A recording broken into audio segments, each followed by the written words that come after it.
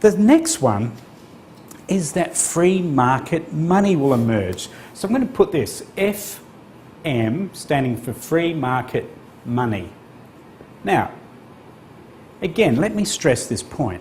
Throughout 6,000 years, we've seen this same cycle appear time and time again throughout every nation on the planet, through every empire, through every society and every civilization. Free market money simply comes about for this one reason.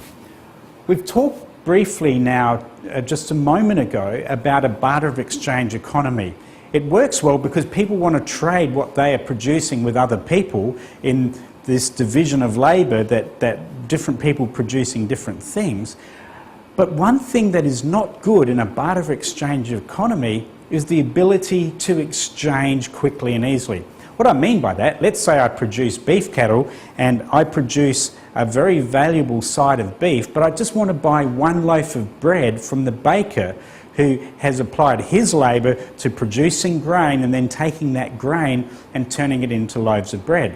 So very often in an exchange transaction where, let's say, the timberman or the lumberman is wanting to exchange his timber for some food and vegetables or whatever it is, it really requires something of value to help that exchange process.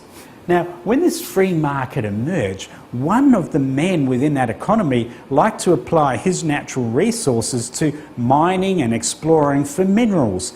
And in that process, he developed a mine which mined gold and silver.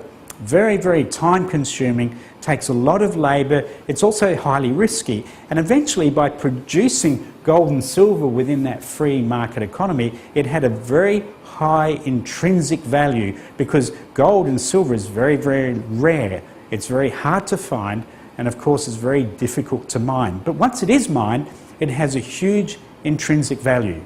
Now, the point of free market money is that throughout most of 6,000 years, we found that this element right here, a piece of gold, has naturally become the money that people have chosen within this free market.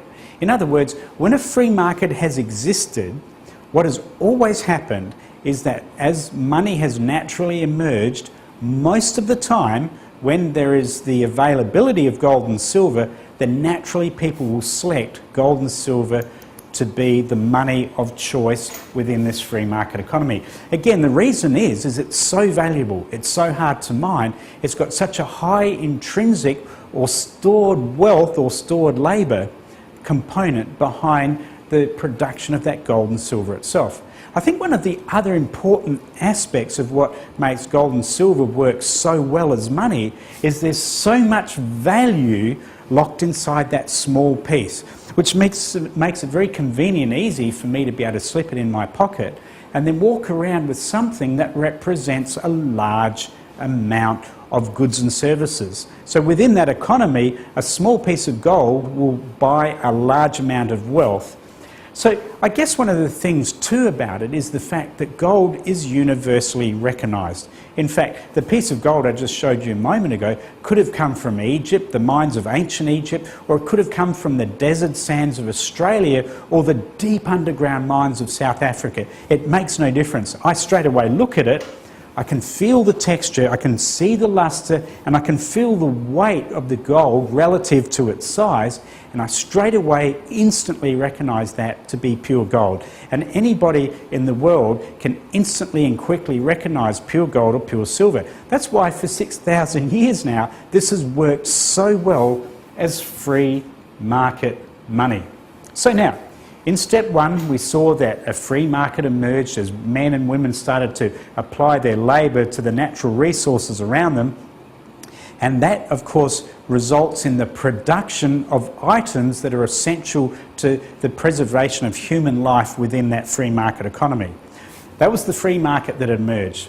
Naturally, there was a need for money in the exchanging of the goods and services within that economy, and naturally a free market money emerged.